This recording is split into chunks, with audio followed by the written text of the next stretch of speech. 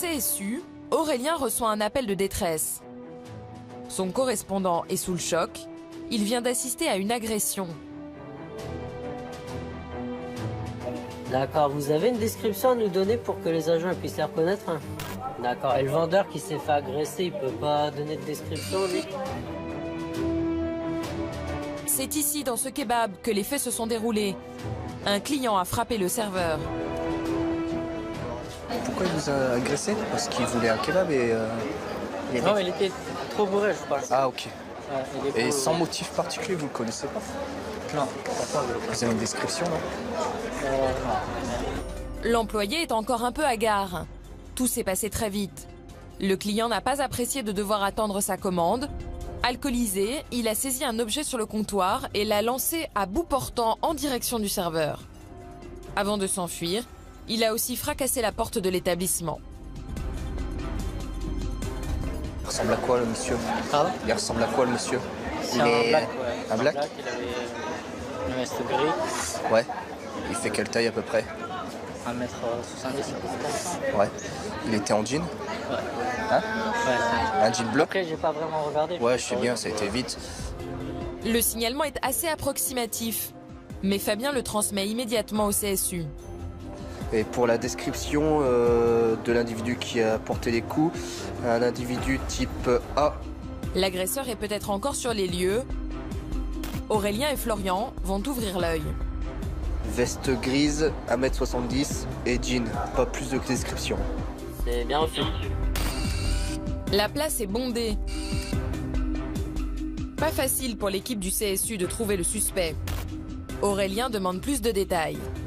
Concernant la description, là, au niveau du pull gris, vous savez, c'est un pull gris uni ou gris bande blanche et compagnie. Le pull du gars là, qui vous a porté les coups était comment à peu près son pull? Son pull était gris, ouais. Il n'y a pas de motif. Gris kaki. Un veste gris kaki. C'est une veste ou un pull? Ouais, une veste. Ah, ça serait plus une veste gris kaki. Mais le propriétaire du restaurant, cet homme en noir, vient d'arriver sur les lieux. Et il dispose d'un élément intéressant pour Fabien. Ce qu'il y a, c'est qu'on a pas beaucoup de descriptions, quoi. C'est vrai? Ouais. Bah, j'ai la caméra, je vais regarder. Hein.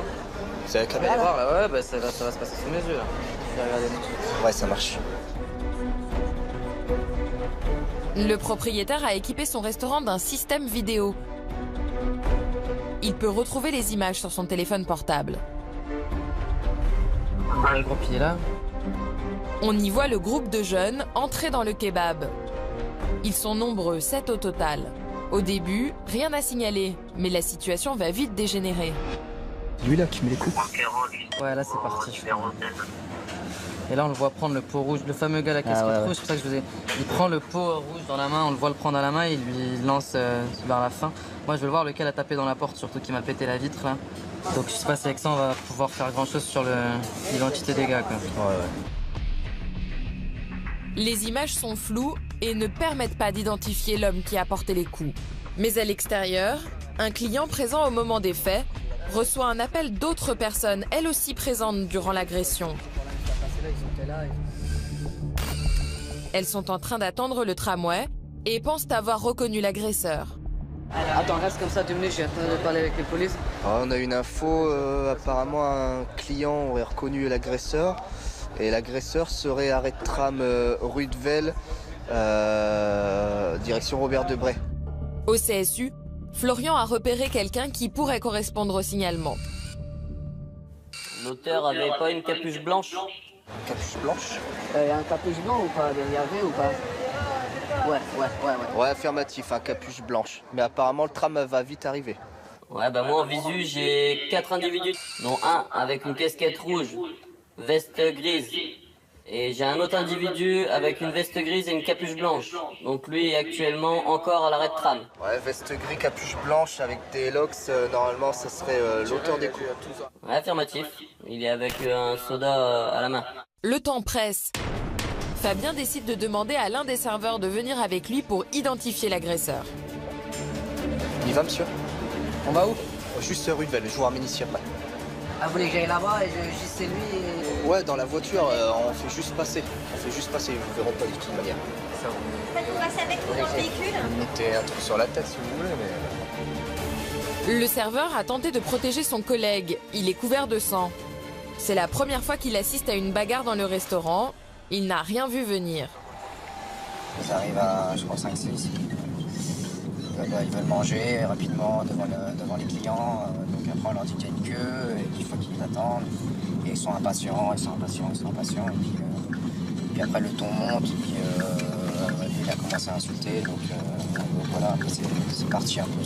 C'est parti un peu vite. Vous regardez bien? Les vitres du véhicule de police ne sont pas teintées. L'employé n'emmène pas large. Ouais, non, j'ai vu personne. On fait demi-tour. Le jeune homme semble ne pas reconnaître le client violent. Mais Fabien pense plutôt qu'il a peur des représailles.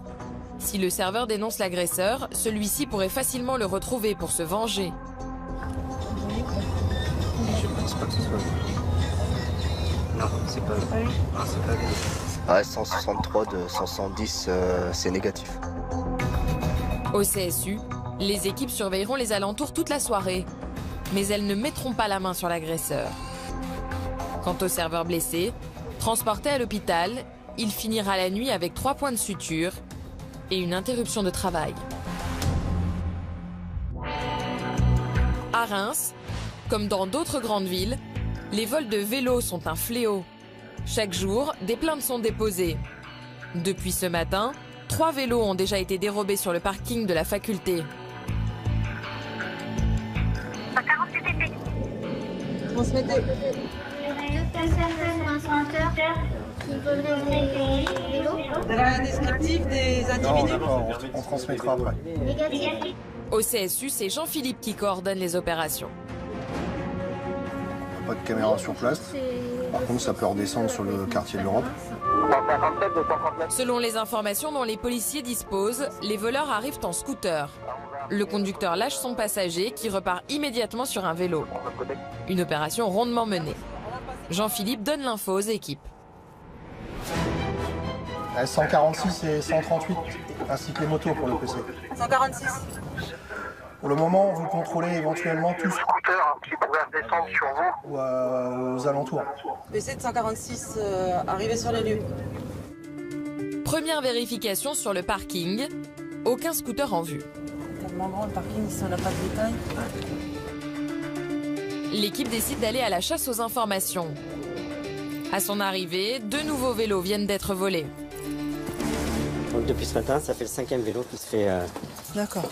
Bonjour. Bonjour, je suis le doyen de l'UFR. Vous avez un descriptif Il y a une demoiselle qui a une vidéo. D'accord.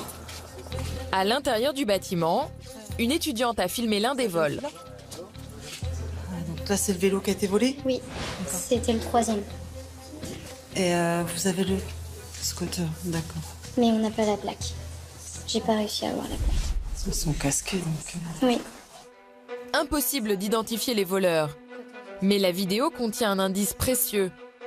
Le scooter utilisé a un capot avant rouge, facilement repérable. Une amie de l'étudiante l'a alertée. Elle nous a interpellés en nous disant que elle voyait quelqu'un partir avec un vélo très vite et avec un casque sur la tête. Et en fait, au début, on a rigolé parce que, il avait un casque, il avait un vélo. Et ça a fait ça une 2e fois. Et là, on a ouvert les stores pour les avoir en vidéo la 3e fois quand ils sont revenus. Vous, les jaunes fluo? Quelle marque? Le propriétaire du dernier vélo volé, c'est ce jeune homme. Je suis sorti de cours. J'ai vu... là, j'ai accroché mon vélo, j'ai vu un truc quelque chose par terre. J'ai vu qu'il y avait mon vélo. Au début, je me suis dit, je suis bien accroché autre part. J'arrive près du poteau, mais c'est mon cadenas par terre et pas de vélo, personne autour. Ils ont essayé au début là, sur ce côté-là. Et après, ils ont réussi de l'autre côté. Je suis étudiant, je me suis payé mon vélo moi-même. Voilà quoi. PC de 146. Sophie transmet immédiatement les informations sur le scooter à Jean-Philippe au CSU. Donc il y aurait un Between marque Decathlon jaune fluo et un VTT noir. Un vélo jaune fluo. L'information alerte Jean-Philippe. À peine quelques minutes plus tôt, il a en effet aperçu un cycliste sur un vélo de cette même couleur. Je regarde dans l'axe du centre commercial comme ça, et t'as un vélo qui passe fluo, jaune fluo. La 95. Tu peux la remettre en arrière 15 minutes. 15 minutes. Ouais, j'ai un jeune qui est passé avec un vélo jaune fluo. Après relecture, les images montrent bien un jeune homme sur un vélo qui correspond à la description donnée par Sophie.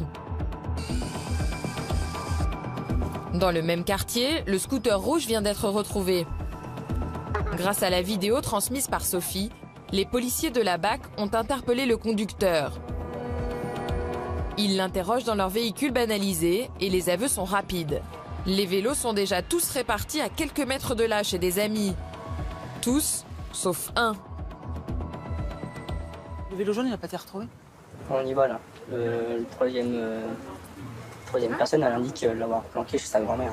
D'accord. Effectivement, le vélo jaune n'était pas loin. Son jeune propriétaire va retrouver le sourire. Il devra probablement investir dans un antivol encore plus costaud.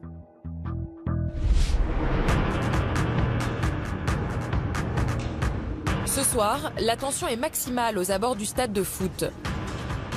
Un match à haut risque va se jouer entre Reims et Paris. Les bagarres entre supporters sont très violentes. Il y a quelques mois, l'un d'entre eux a perdu un œil dans un affrontement. Alors ce soir, toutes les équipes de la police municipale sont sur le pied de guerre pour éviter un nouvel accident.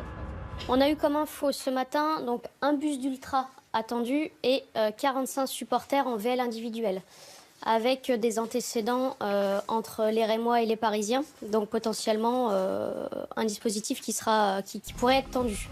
Le stade de l'Aune peut accueillir jusqu'à 21 000 personnes.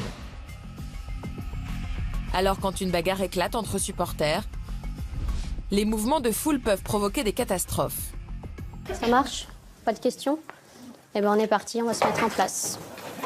À partir du moment où le match est classé à risque, on n'a aucun, pour éviter les croisements, les flux de supporters et rémois et parisiens, on interdit un cheminement piétonnier en fait aux supporters parisiens pour pas qu'il y ait de croisement. Donc les supporters rémois rentrent d'un côté, les supporters parisiens rentrent de l'autre et sont dans ce qu'on appelle un corridor.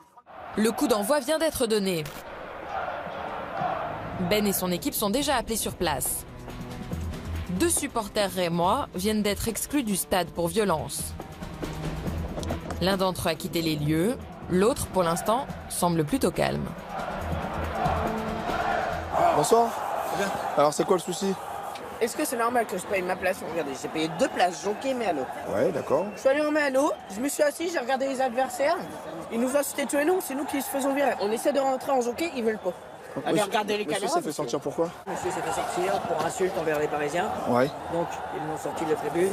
Ensuite, moi, j'ai eu ordre du PC. Ouais. Je ne peux plus les faire rentrer. D'accord. Voilà, bah c'est... Allez, regardez les caméras, monsieur. Allez, regardez les caméras. C'est aussi simple que ça. Bon, dans tous les cas, vous rentrerez plus ce soir. Il n'y a pas de remboursement, vous rentrerez plus ce soir. Si vous avez été expulsé, vous avez été expulsé. 30 € ce soir, arrêtez. Est-ce que vous avez une pièce d'identité, monsieur, s'il vous plaît? Non, j'ai pas.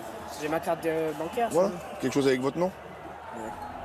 Et votre copain, il est parti où? À première vue, le jeune homme s'est calmé.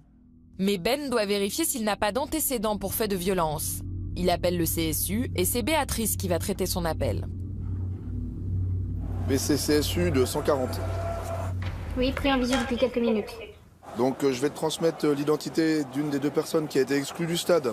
Donc son collègue a quitté les lieux. Donc il s'agit de monsieur né le 13. Donc essayez de voir avec la SIC, possibilité de FPR. Le FPR, c'est le fichier des personnes recherchées. La police nationale va signaler si le jeune homme a des antécédents. À chaque match important, l'équipe de Ben explore les alentours du stade.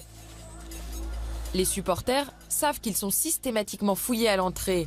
Alors c'est souvent dans les buissons qu'ils cachent des objets pour se battre. Régulièrement, on peut y trouver des barres de métal, des barres en fer, des battes de baseball, des bâtons, ce genre de choses, pour après des règlements de compte. Donc généralement, suite au match, entre supporters adverses, enfin supporters plus, on va dire, adverses. Les policiers viennent de faire une découverte étonnante. Bien ça. Et des boules de pétanque? Des boules de pétanque dans des chaussettes. C'est génial ça. Ça c'est pas moi, monsieur. Je trouve ça génial. Des boules de pétanque dans des chaussettes utilisées comme des lance-pierres. Des armes qui peuvent être mortelles. On a l'impression qu'il y a une volonté de tuer. C'est quand même impressionnant pour un match de foot de cacher de pareilles choses dans les fourrés. Ça fait peur quand même. de voir cette jeunesse aussi violente. Au CSU, Béatrice vient d'avoir la réponse. Le supporter éjecté du stade n'est pas fiché. Après l'appel aussi, pas de FP1. Je vous rends ça. Voilà. Hein, puis on va vous demander de quitter les lieux. Pas de souci. Voilà. Bonne soirée à vous. A priori, aucun lien entre le jeune homme et les boules de pétanque. Mais vous allez le voir, Ben va malheureusement croiser à nouveau la route de ce jeune supporter qui n'a pas dit son dernier mot. Il y a des clubs qui s'aiment moins que les autres, moins que d'autres, quoi. Voilà. Il y a toujours des matchs qui sont plus à risque que certains. Au CSU, Béatrice surveille sur ses écrans une bande de supporters éjectés du stade. Des hommes de la sécurité, en tenue orange, rejoints par les policiers municipaux, les escortent. Il s'agit d'un des groupes rémois les plus violents. Il faut les éloigner au plus vite des abords du stade. Opération réussie. Les supporters s'éloignent, mais ils ne vont pas aller très loin. Ils se dirigent vers un bar qui leur tient lieu de quartier général.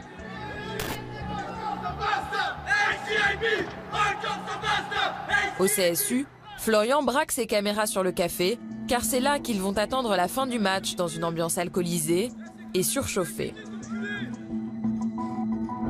Au même moment, Ben et son équipe continuent leur patrouille aux abords du stade. Ils viennent d'être alertés par le centre de supervision. Il faudra remonter, là vous avez un jeune au niveau de billetterie qui essayait de voler un vélo sur le parking. Est-ce que vous pouvez le contrôler? Celui qui est là à droite. Veste noire correcte avec un jean. Il paraît qu'il arrive au niveau de votre véhicule à l'arrière, il se le rasé, il est derrière votre véhicule. Ce jeune homme a tenté de voler un vélo. Mais au dernier moment, il a changé d'avis. Un comportement suspect qui justifie un contrôle d'identité. Car les soirs de match, les policiers municipaux ne laissent aucune place à l'imprévu. Ah monsieur, vous êtes venu en vélo ce soir? À pied. Ah, pourquoi vous voulez repartir en vélo alors? Comment? Pourquoi vous voulez repartir en vélo? Apparemment c'est lui parce que ça correspond à son manche en passage. Essayez de rapprocher de l'arrière de la voiture. Au CSU, l'un des opérateurs veut être sûr qu'il s'agit bien du jeune homme qui a tenté de voler le vélo. Il demande alors à Ben de le placer juste en dessous d'une caméra de surveillance. Dans le jargon, on appelle ça un tapissage en direct. Venez avec moi monsieur. C'est lui. Okay. Donc pourquoi vous essayez de repartir avec un vélo là? C'est quoi cette histoire là? Vous savez pas que vous êtes filmé au niveau du stade? Bah ouais, me dites pas que vous avez pas essayé d'attraper un vélo. J'ai pas dit. Ben voilà, vous l'avez pas nié. Donc mon collègue va effectuer sur vous une palpation de sécurité monsieur. Vous mettez face au véhicule, les paumes de main face à lui. Le jeune homme est calme, mais le contexte est tendu. Les policiers ne se fient pas aux apparences. Et ils ont raison. PC de 140. Ouais, donc merci de prendre en compte l'identité de monsieur prénom sans difficulté. Mais le prêt. Bien pris pour passer 13. C'est quoi, c'est un protège-dents là monsieur dans votre poche? À l'intérieur? Dans le poche, ouais. Donc vous sortez soin avec un protège-dents vous? J'ai fait du sport. J'ai toujours ça. D'accord, c'est quoi votre t-shirt là? Et sympa ton maillot de supporter là. Bon, je vais finir la palpation dessus. Ben a eu du flair. Le jeune homme porte un t-shirt des supporters connus pour des faits de violence.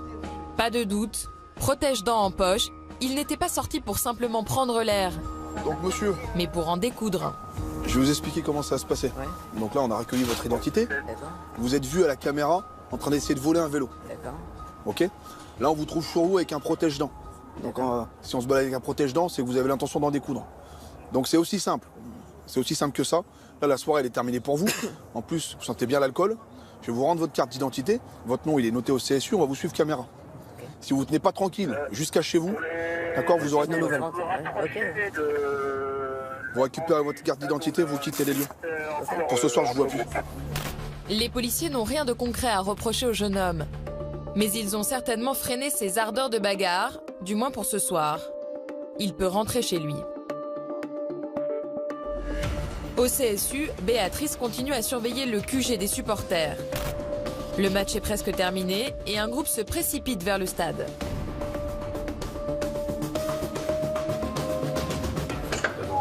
Et à l'ensemble des équipages, donc il y a une dizaine d'individus qui sont sortis du courant en direction du canal. Après, on les perd de vue. Ce groupe est celui qui avait été exclu du stade pour violence. Et à l'ensemble des équipages, donc les personnes qui sont parties du sans courant, donc ont pris le pont Stalingrad. Ils sont tous partis en courant, donc ils ont peut-être eu l'info qu'il y a un affrontement qui se préparait. À droite de la route, le même groupe continue sa progression vers le stade. Il traverse un parc pour tenter d'échapper aux caméras. Mais quelques minutes plus tard, Richard vient de retrouver leurs traces. Allez, ils arrivent, tiens. Ils sont sur votre gauche. Et ils sont là. Ouais, on les a en visuel là. On s'arrête, on prend contact. Bonsoir. On va s'arrêter là 2 minutes. Monsieur, on va s'arrêter là 2 minutes. Comme ça évite de jouer au chat ou à la souris. Hein? On s'est déjà vu tout à l'heure. Bah oui, on s'est déjà vu tout à l'heure. J'ai déjà votre identité, vous inquiétez pas.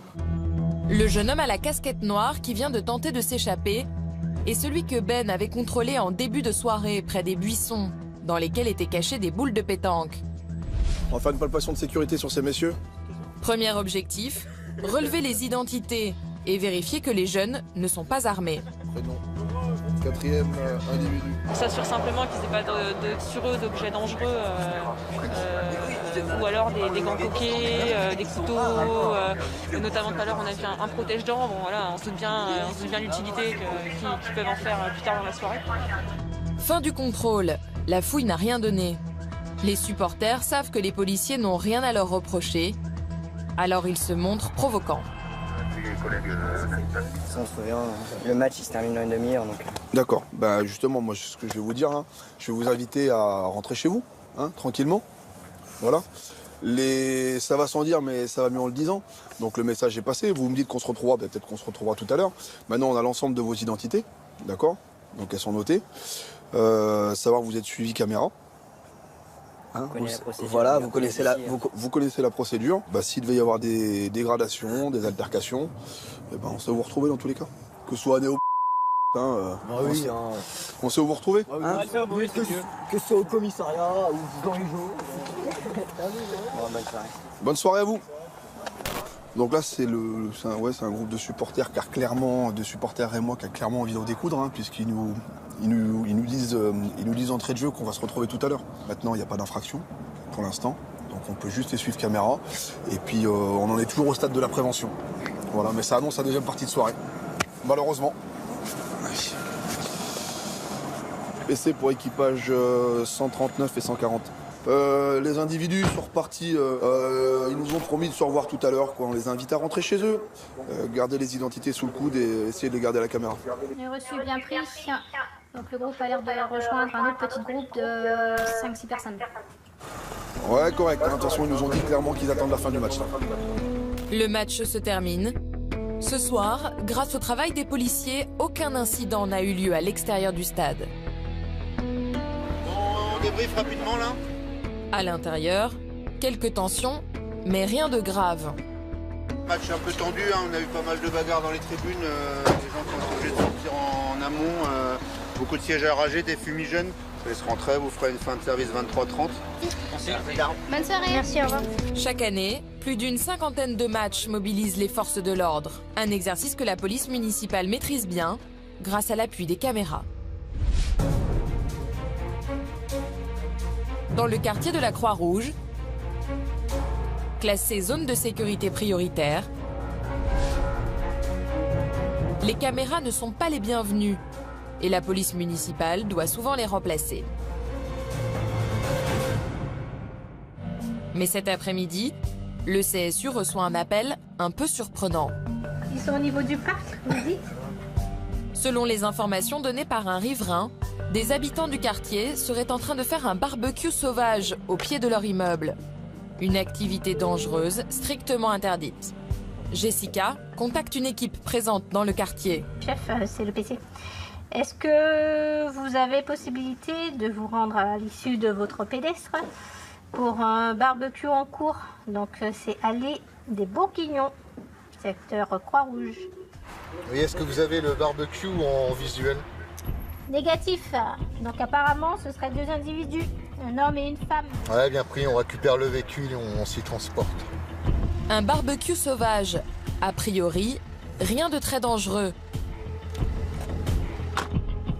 Il n'y aura pas de visu caméra. Les voisins se plaignent et les policiers ne savent pas combien de personnes sont impliquées sur place. Les risques de brûlure ou d'incendie sont réels. Vous pouvez nous envoyer un équipage en satellisation? Oui, bien pris. À peine dissimulés dans une petite cour, les policiers aperçoivent le barbecue. Où? PC de 147. On est arrivé sur place. Bien reçu. Bonjour mesdames, je vous demandais d'arrêter votre barbecue. 2 femmes, confortablement installées, sont en train de faire griller de la viande. En guise de barbecue, un vieux baril en fer et un autre plus réglementaire. Des caddies ont été amenés du supermarché pour stocker la marchandise. Des dizaines de côtelettes sont déjà cuites. Pas du tout stressées par l'arrivée des policiers, les 2 femmes s'expliquent simplement. Il y a un mariage demain. Ah, demain? C'est pour ça, oui, c'est pour ça, on est désolé. Vous êtes combien? 250 personnes. Dans ce quartier, comme dans d'autres ici à Reims, les barbecues sauvages se multiplient. La ville a pris un arrêté visant à les interdire, mais ni la loi, ni le froid n'ont dissuadé nos 2 cuisinières. C'est monnaie courante, oui. Bon, l'hiver, c'est relativement rare. Bon, c'est suite à un mariage, apparemment. Mais l'été, c'est très fréquent. On ne serait pas sacrifié pour rester dans le froid comme ça. Oui, mais je comprends bien, oui. Mais je veux dire, vous n'avez pas le droit de faire de barbecue. On n'a pas le droit de faire. On en a vraiment beaucoup, franchement. Ça nous serait aidé si on nous laissait. Arrivé 142 sur l'Arlène. Si les policiers refusent évidemment de laisser aux 2 femmes le temps de finir leur barbecue, ils vont cependant se montrer cléments. Donc pour l'instant, c'est juste une mise en garde, mais si on doit revenir, il y aura verbalisation main à la main. Non, mais il n'y aura rien, je vous dis, monsieur. Oui, mais je crois, oui, bien sûr. Non, vous inquiétez pas. Donc on revient plus. Non, vous inquiétez pas. Ouais. Entendu. Allez, bonne fin d'après-midi. Merci beaucoup. Au revoir, madame. Merci. À Reims, la ville cherche des idées pour désencombrer la circulation des voitures dans le centre-ville. Un tramway a été mis en service et les 2 roues sont de plus en plus nombreux. Il y a 1 mois et demi, 400 vélos à louer ont été installés. Ils sont la nouvelle proie des voleurs et des vandales. Affirmatif, individu en visu, devant le TGI. Et c'était la sécurité à l'arrière de la rue. Donc les 2 individus se dirigent sur la rue Carnot. Jonathan et Marjolaine envoient une équipe sur place. De plus en plus d'utilisateurs de ces nouveaux 2 roues forcent le système de sécurité pour éviter de payer la location. Il prend le vélo sans le mode de paiement, il court avec le vélo pour faire sauter la sécurité qui est fixée dans les rayons. Donc les rayons se cassent et après la sécurité saute et puis il peut utiliser le vélo sans payer. Donc l'individu en gris échange son vélo à votre arrivée. Donc l'individu avec la veste noire, c'est pas lui qui l'a dégradé. Jusqu'à un bancaire. C'est le jeune homme en gris qui a volé le vélo, mais les 2 amis ont échangé leur monture à l'arrivée des policiers. Celui-là, c'est le vôtre. Le jeune homme nie complètement avoir volé le 2 roues. Il ne semble pas dans son état normal. Vous avez dégradé le vélo? On l'a trouvé comme ça. Vous l'avez trouvé comme ça? Bah après, on l'a trouvé comme ça. Vous n'avez pas mis un coup de pied dedans? Bah non, je sais pas. C'est pas mon. C'est bon, ouais. Comment? J'ai développé chez moi, c'est pas mon truc à faire ça. Je comprends rien à ce que vous dites là. Je l'ai trouvé comme ça. Monsieur, il y a des caméras de surveillance ici. D'accord? Donc vous avez été vu en train de shooter dedans, en train de déverrouiller l'arrière du véhicule. J'ai rajouté un truc, ça sert à rien. Voilà. À Reims, sur les 400 vélos installés, 340 ont déjà été dégradés ou volés en moins de 2 mois. Ils finissent hors d'usage, dans les rues ou même au fond du canal. D'autres se retrouvent à vendre sur le Bon Coin. On voit au niveau du renfort, donc au niveau du système de sécurité normalement qui bloque la roue et qui a été cassé également ici. Donc ici avec des rayons qui sont cassés sur divers endroits. avec forcément le garde-boue qui se tord également. Grâce à son smartphone, et pour quelques centimes seulement, ces bicyclettes sont disponibles à la location et les usagers peuvent les laisser où bon leur semble dans la ville. Une solution idéale, mais un système anti-vol peut être un peu sous-estimé par les concepteurs. Le truc, il est déjà cassé. Bah en fait, je l'ai pris comme ça, je l'ai poussé comme ça. Après, j'ai monté, j'ai pédalé, et puis voilà. J'ai l'application sur le téléphone. 50 centimes, c'est rien. Bon bah allez, on y va? Suivez le collègue. Les policiers laissent repartir le copain qui n'est responsable d'aucune dégradation. Quant au jeune homme au pull gris, les images sont formelles. C'est bien lui qui a détruit le système anti-vol de la bicyclette. Et les caméras, une nouvelle fois, aident les policiers. Vous saviez que vous étiez fini? Non, moi je sais pas, il y a des caméras. Si j'aurais su, j'aurais dit, vas-y, je le prends pas. S'il y a des caméras, vas-y. Sa version commence déjà à changer. Le jeune homme tente de justifier son geste. Selon lui, l'application ne fonctionnait pas sur son téléphone. J'aurais pu télécharger l'application et je le voyais pas. Le fil était déjà coupé. Pourquoi vous avez cassé les rayons? Bah, c'est quand je l'ai poussé pour essayer de le DTT. Le quoi? Le quoi? Pour le DTT. DTT? Parce qu'en fait, quand on a essayé de voir si les vélos, les volets verts. Les quoi? Quand on a essayé de voir les vélos verts qui sont loués. Les vélos verts? Et il était de quelle couleur celui-là, le vert? Mais ils sont tous verts, les vélos à louer. C'est quand même la reconnaître. Les tests ont révélé un taux important d'alcool dans le sang de ce jeune voleur qui est conduit en cellule de dégrisement. Une nouvelle qui le fait réagir violemment. Allez, je vous laisse monter, vous vous mettez au milieu. Donc là, vous allez au commissariat pour dormir 6 heures. Ah, 6 heures d'un. Parce que vous allez dégriser. Tu sais, j'étais comme... Eh Vous ben prenez alors. un terroriste pour un vélo de merde. Mais je le loue. Et... Attendez. On vous l'a expliqué, monsieur, vous avez consommé un peu trop d'alcool. Tu sais, j'ai commencé beaucoup d'alcool. Voilà. Et ça, vous le savez que c'est interdit sur la publique. Je porte plainte et j'ai un putain d'avocat. J'ai un écrivain qui va écrire contre vous. Monsieur. Dans la cour du commissariat, plusieurs vélos sont entreposés. 15 jours plus tard, la société de location annonce qu'elle se retire définitivement de la ville. L'initiative aura duré 2 mois. Retour au centre de supervision. Nous sommes vendredi soir, il est plus d'1h du matin. Pour l'instant, rien d'anormal dans une des rues les plus commerçantes de la ville. Une voiture de police patrouille. Rien à signaler. Mais soudain, Jonathan repère sur la caméra de la rue principale une épaisse fumée rose. Elle envahit les écrans de surveillance.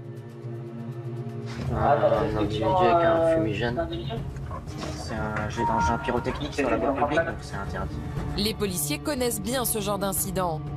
Dans la ville, en fin de soirée, il est fréquent que les fêtards allument des fumigènes.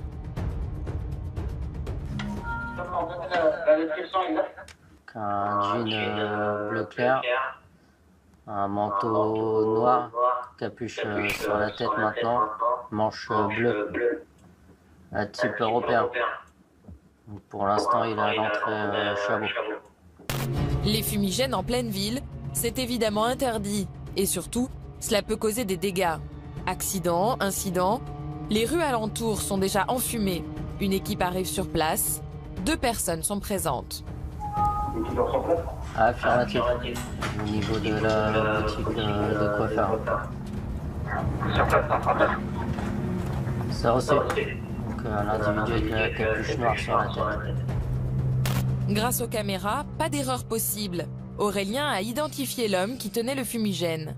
Contre toute attente, il nie et avance une toute autre version des faits. Se faire restreindre, le mec au niveau de la...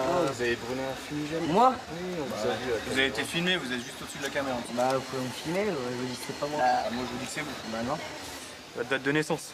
1999. Ouais. Le 5. 99. Le jeune homme prétend être né en 1199. Il serait étonnamment bien conservé. Ou alors pas tout à fait dans son état normal. Je suis alcoolisé, oui. Donnez-moi la date. 5. 9. Pour information, individu alcoolisé. C'est reçu. Les policiers cherchent le fumigène pour s'assurer qu'il ne risque pas de déclencher un incendie. Aurélien guide ses collègues sur place. Juste au niveau du camion, à droite du panneau centre interdit. C'est pas ça? Il est pété? Ouais, il est pété. T'as même bloqué là. Qu'est-ce que c'est? C'est le fameux fumigène que l'individu a mis en route dans la rue de Velle, qu'on a appréhendé juste à côté là. Donc, ça a été filmé par les caméras. Et ça peut être dangereux hein, parce que on peut allumer des feux. Si ça s'est mis dans une poubelle ou voiture ou quoi que ce soit, ça peut prendre feu. Ça peut mettre le feu. C'est pas vous ça, monsieur? Ça, c'est pas moi. Le jeune homme continue de nier, mais vu son état d'ébriété, en accord avec la police nationale, l'équipe l'embarque au commissariat. Vous pouvez prendre en charge l'individu pour Pierre. Il n'y a pas de Il passera la nuit en cellule de dégrisement avant de ressortir libre le lendemain. À peine le temps de reprendre leur véhicule, Ben et son équipe sont appelés par le CSU pour un accident sur la voie publique. À droite, parce qu'il est devant la voiture police. Un homme est allongé au sol, en plein milieu de la chaussée, la tête en sang. A-t-il été renversé par une voiture qui a déjà quitté les lieux? J'ai pas la tête, monsieur, pour l'instant. Y a-t-il eu une bagarre? Pour le moment, personne ne le sait. 39 transmetté. Éventuellement, vous pourriez faire une relecture au niveau Au CSU, Florian revisionne les images. Je crois que ça se met. T'es au bout là? T'es en lecture? Ouais. Il est déjà au sol. Impossible de savoir s'il a été agressé et par qui. C'est le conducteur de cette camionnette blanche qui a prévenu le CSU et protégé l'homme à terre avec son véhicule. J'étais déjà au sol. Ouais, c'est bien reçu. C'est ici, ça fait mal? Le blessé vient juste de reprendre connaissance. Vous sentez ma main là? Agressé, ouais. Ici. Il s'exprime difficilement et dit avoir été agressé. Lui dit qu'il a été agressé, pas renversé. On va vous demander de quitter les lieux, on n'est pas au spectacle s'il vous plaît. Allez, s'il vous plaît. Allongez les jambes, monsieur. Allez-y. Allongez les jambes. L'autre, la deuxième. Le blessé est dans un état préoccupant. Les pompiers doivent le dégager au plus vite. L'opération est délicate. Voilà, allez, c'est prêt. Allez, on retourne, on pivote. Donc visiblement il n'aurait pas été renversé par une voiture, il se serait fait agresser et au moment où il traversait la route, il est tombé inanimé.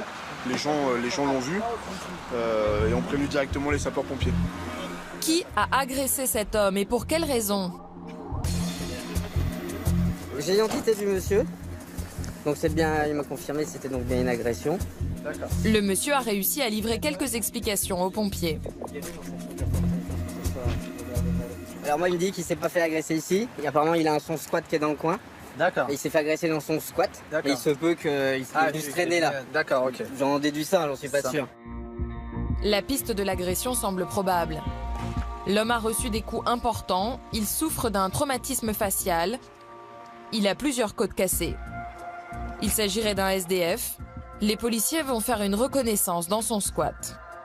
Ah, il y a un lit là. C'est là, hein. Ah, il y avait ça.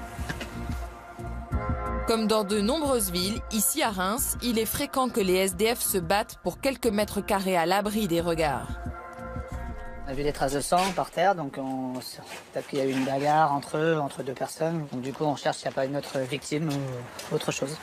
En se dirigeant vers la route, le SDF a probablement voulu échapper à son agresseur. Donc fin d'intervention pour nous, on reprend la patrouille. Grâce au conducteur de la camionnette blanche, qui lui a probablement sauvé la vie, le monsieur dormira ce soir à l'hôpital, où il sera soigné. Agression, vol, rixes, drogue, ivresse sur la voie publique. À Reims en 2017, les policiers municipaux ont réalisé plus de 500 interpellations. En France aujourd'hui, plus de 100 000 caméras saisissent chaque jour les flagrants délits.